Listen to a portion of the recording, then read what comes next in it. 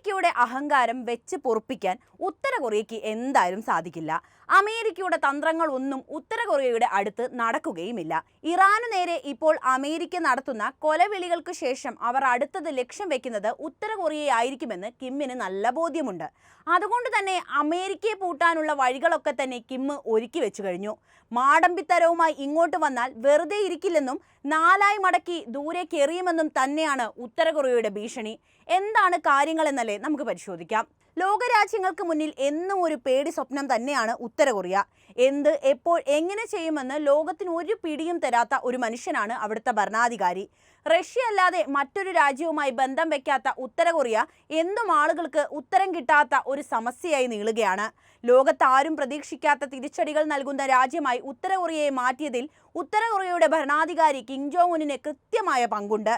യൂറോപ്പിനെ ആകെ കിടിലം കൊള്ളിച്ച Russia Ukraine യുദ്ധത്തിൽ കിമ്മിന്റെ പടയാളികൾ കൂടി വന്നതോടെ റഷ്യയും ഉത്തര കൊറിയയും ചേർന്ന് തിരുത്തുന്ന അധികാര സമവാക്യങ്ങളെ ലോകം അത്ഭുതത്തോടെ നോക്കി നിന്നിട്ടുണ്ട്. ഉത്തര കൊറിയ റഷ്യയുമായുള്ള യുദ്ധത്തിൽ തങ്ങൾക്ക് ഏറ്റവും വലിയ പ്രതിസന്ധി സൃഷ്ടിക്കുന്നത് ഉത്തര കൊറിയ ആണെന്ന് തുറന്നു സമ്മതിച്ചതാണ് ഉക്രൈൻ. യുദ്ധമുഖത്തെത്തിയ കൊറിയൻ പട്ടാളക്കാർ എന്നും അവർക്ക് ബുദ്ധിമുട്ട് സൃഷ്ടിച്ചുകൊണ്ടേയിരുന്നു. അതിനിടയിലാണ് ദക്ഷിണ കൊറിയയിലും പ്രശ്നങ്ങൾ ആരംഭിക്കുന്നത്. രാഷ്ട്രീയ അസ്ഥിരത നേരിടുന്ന ദക്ഷിണ കൊറിയയിൽ പ്രതിസന്ധികൾക്കിടയിലും അവർ ഭയക്കുന്നത് ഉത്തര കൊറിയ എന്ന രാജ്യത്തെയാണ്.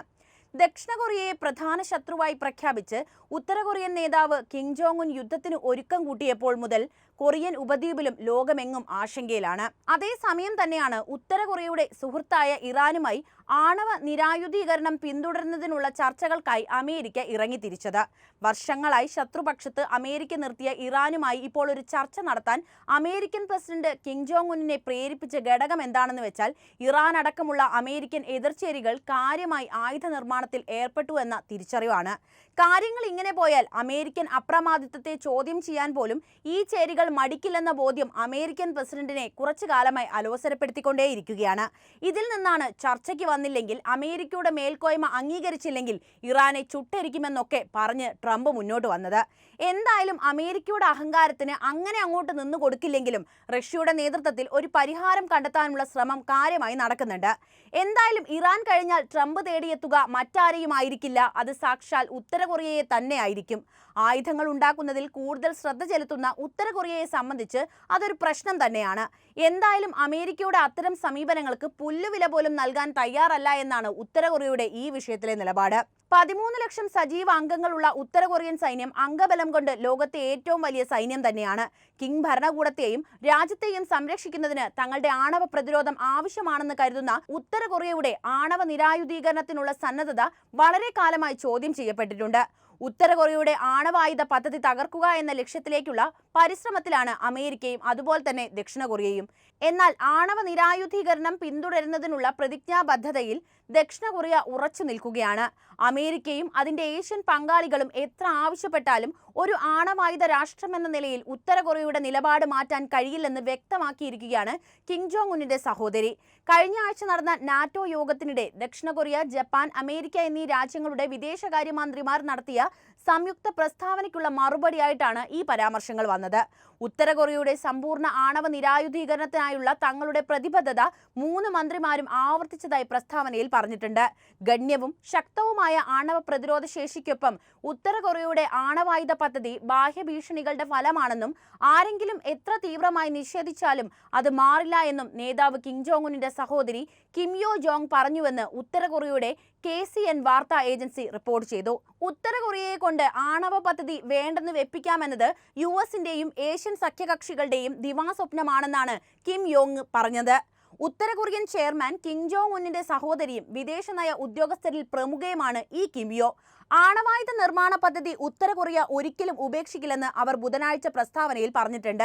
US, ദക്ഷിണ കൊറിയ, ജപ്പാൻ എന്നീ രാജ്യങ്ങളിലെ ഉന്നത നയതന്ത്ര ഉദ്യോഗസ്ഥർ കഴിഞ്ഞയാഴ്ച യോഗം ചേർന്ന ഉത്തര കൊറിയയിൽ ആണവ നിർവ്യാപനം സാധ്യമാക്കാൻ പ്രതിജ്ഞാബദ്ധമാണെന്ന് പറഞ്ഞിട്ടുണ്ടായിരുന്നു. ഇതിനുള്ള തിരിച്ചടിയായിട്ടാണ് അല്ലെങ്കിൽ ഇതിനുള്ള മറുപടിയായിട്ടാണ് അവർ സംസാരിച്ചത്. ഏതായാലും കിം യോയുടെ ഈ പ്രസ്താവന വലിയ രീതിയിൽ ചർച്ച ചെയ്യപ്പെട്ടു കഴിഞ്ഞു. ഉത്തര കൊറിയയെ ആണവായുധ മുക്തമാക്കാനുള്ള ബാഹ്യശക്തികളുടെ ഏതു ചർച്ചകളും ശത്രുതാപരമായ പ്രവൃത്തിയാണെന്നും തന്റെ രാജ്യത്തിന്റെ പരമാധികാരത്തെ നിരാകരിക്കലാണെന്നും അവർ പറഞ്ഞു. ആണവശക്തിയാകാനുള്ള ശ്രമത്തിന്റെ പേരിൽ ഉപരോധങ്ങൾ നേരിടുകയാണ് നിലവിൽ ഉത്തര കൊറിയ. ഇതിനിടയിലും മിസൈൽ പരീക്ഷണങ്ങൾ അവർ കാര്യമായ രീതിയിൽ നടത്തുന്നുണ്ട്.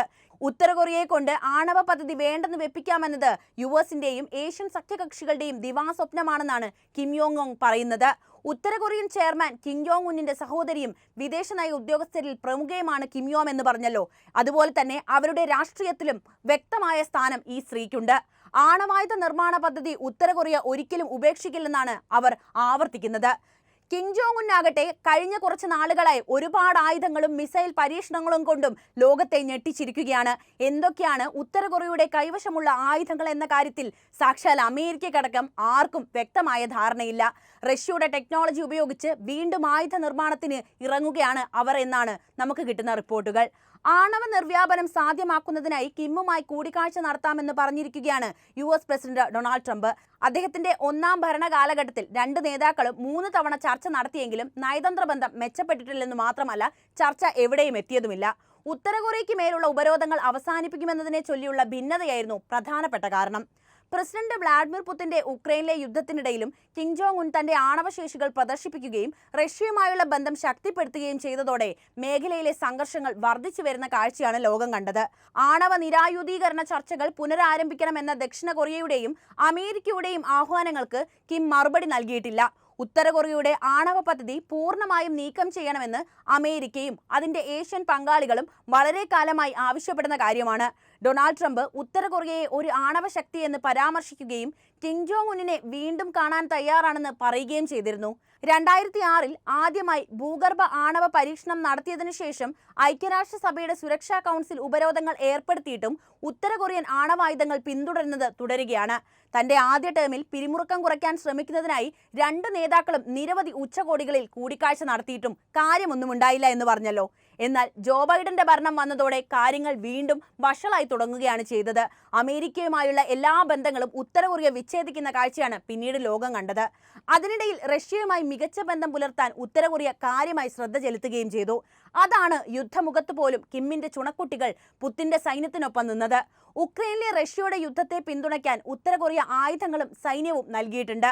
ഉത്തര കൊറിയയുടെ സൈനിക ശേഷി മെച്ചപ്പെടുത്തുന്നതിന് കിമ്മിന് സാമ്പത്തിക സഹായവും നൂതന സാങ്കേതിക വിദ്യയും റഷ്യയിൽ നിന്ന് ലഭിച്ചേക്കാമെന്ന ആശങ്കയിലാണ് ദക്ഷിണ കൊറിയയും അതുപോലെ തന്നെ അമേരിക്കയും. അതുകൊണ്ട് തന്നെയാണ് ഇത്തരമൊരു ചർച്ചയ്ക്ക് അമേരിക്ക മുതിരുന്നതിന് പിന്നിലെ പ്രധാന കാരണവും. സമീപ ദശകങ്ങളിൽ ഉത്തര കൊറിയയുടെ ആണവായുധ വികസനം ഏറ്റവും കൂടുതൽ ആഗോള സുരക്ഷാ ആശങ്കകളിൽ പ്രധാനപ്പെട്ട ഒന്നായി മാറിയിട്ടുണ്ട്. 20-ാം നൂറ്റാണ്ടിന്റെ മധ്യത്തിലാണ് രാജ്യം അതിന്റെ ആണവ പദ്ധതി ആരംഭിച്ചതെങ്കിലും 1990കളിലും 2000ങ്ങളുടെ തുടക്കത്തിലും അതിഗണ്യമായിട്ട് വേഗത കൈവരിക്കുന്നുണ്ട്. പുരോഗതി തടയാനുള്ള അന്താരാഷ്ട്ര ശ്രമങ്ങൾക്കിടയിലും 2006 ഉത്തര കൊറിയ അതിന്റെ ആദ്യ ആണവ പരീക്ഷണം നടത്തി. അതിനുശേഷം അവർ ഒന്നിലധികം ആണവ പരീക്ഷണങ്ങൾ നടത്തിക്കൊണ്ടേയിരുന്നു. അവയിൽ ഓരോന്നും ഉൽപാദനക്ഷമതയിലും ആയുധ രൂപകൽപ്പനയിലും പുരോഗതി കാണിക്കുന്നത് തന്നെയായിരുന്നു.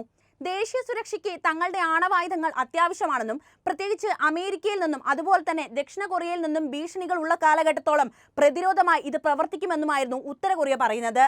ഭരണകൂടത്തിന്റെ നിലനിൽപ്പ് ഉറപ്പാക്കുന്നതിനും അന്താരാഷ്ട്ര നയതന്ത്രത്തിൽ നേട്ടം കൈവരിക്കുന്നതിനുമുള്ള ഒരു മാർഗമായിട്ടാണ് അതിന്റെ നേതൃത്വം ആണവശേഷിയെ കാണുന്നത്. സൈദ്ധാന്തികമായി US വൻകരയിലെത്താൻ കഴിവുള്ള ഇന്റർ കോണ്ടിനെന്റൽ ബാലിസ്റ്റിക് മിസൈലുകൾ ഉൾപ്പെടെ ഡെലിവറി സിസ്റ്റങ്ങൾ വികസിപ്പിക്കുന്നതിലും ഭരണകൂടം കാര്യമായി ശ്രദ്ധ കേന്ദ്രീകരിച്ചിട്ടുണ്ട്. ഉത്തര കൊറിയയുടെ ആയുധ പദ്ധതിക്ക് ആവശ്യമായ സാങ്കേതിക വിദ്യ, വസ്തുക്കൾ, സാമ്പത്തിക വിഭവങ്ങൾ എന്നിവയിലേക്കുള്ള പ്രവേശനം പരിമിതപ്പെടുത്തുക എന്ന ലക്ഷ്യത്തോടെ അന്താരാഷ്ട്ര സമൂഹം പ്രത്യേകിച്ച് ഐക്യരാഷ്ട്രസഭ നിരവധി ഉപരോധങ്ങൾ ഏർപ്പെടുത്തിയിട്ടുണ്ട്. ഇതെല്ലാം അമേരിക്കയുടെ തന്ത്രമായിരുന്നു എന്നുകൂടി നമ്മളിവിടെ കൂട്ടിച്ചേർക്കണം. ഇതൊക്കെയാണെങ്കിലും രഹസ്യ ശൃംഖലകളുടെയും അതുപോലെ തന്നെ തദ്ദേശീയ വികസനത്തിന്റെയും സഹായത്തോടെ രാജ്യം അതിന്റെ കഴിവുകൾ വികസിപ്പിച്ചുകൊണ്ടേയിരിക്കുകയാണ്. 6 കക്ഷി ചർച്ചകൾ, കിം ജോങ് ഉന്നും മുൻ US പ്രസിഡന്റ് ഡൊണാൾഡ് ട്രംപും നടത്തിയ ഉച്ചകോടികൾ തുടങ്ങിയ ചർച്ചാശ്രമങ്ങൾ ഇതുവരെ ശാശ്വതമായ ആണവ നിരായുധീകരണ കരാറുകൾ ഉണ്ടാക്കുന്നതിൽ എത്തിയിട്ടില്ല. ഭരണകൂടത്തിന്റെ ധിക്കാരത്തിന്റെ ഓർമ്മപ്പെടുത്തലുകളായി ഇടയ്ക്കിടെയുള്ള മിസൈൽ പരീക്ഷണങ്ങൾ വർദ്ധിക്കുന്നതിൽ സ്ഥിതിഗതികൾ പിരിമുറുക്കത്തിലാണ് ഇപ്പോഴുള്ളത്. ഉത്തര കൊറിയയുടെ ആണവായുധങ്ങൾ കിഴക്കൻ ഏഷ്യയിലെ പ്രാദേശിക സ്ഥിരതയെ ഭീഷണിപ്പെടുത്തുക മാത്രമല്ല, ആഗോള ആണവ നിർവ്യാപന ശ്രമങ്ങൾക്ക് വിശാലമായ വെല്ലുവിളി ഉയർത്തുകയും ചെയ്യുന്നുണ്ട്. രാജ്യം അതിന്റെ ആയുധ ശേഖരം വർദ്ധിപ്പിക്കുന്നത് തുടരുമ്പോൾ സംഘർഷത്തിന്റെയോ ആകസ്മികമായ വർധനവിന്റെയോ സാധ്യത അന്താരാഷ്ട്ര സമൂഹത്തിന് ഗുരുതരമായ ഒരു ആശങ്കയായി തുടരുന്നു. ഈ ഒരു അവസരത്തിലാണ് അമേരിക്ക കിമ്മുമായി ഒരു ചർച്ചയ്ക്ക് മുതിരുന്നത്. എന്തായാലും കിം അങ്ങനെ ഇങ്ങനെയൊന്നും അമേരിക്കയുടെ മുമ്പിൽ അടിപതറില്ല. എന്തായിരിക്കും സംഭവിക്കുക എന്ന് നമുക്ക് നോക്കിക്കാണാം. നിങ്ങളുടെ അഭിപ്രായങ്ങൾ ഇപ്പോൾ തന്നെ കമന്റായി രേഖപ്പെടുത്തുക. ഒപ്പം ഈ അറിവുകൾ എല്ലാവരിലേക്കും എത്താൻ വീഡിയോ ഒന്ന് ലൈക്ക് ചെയ്യാനും ഷെയർ ചെയ്യാനും പ്രത്യേകം ശ്രദ്ധിക്കുമല്ലോ.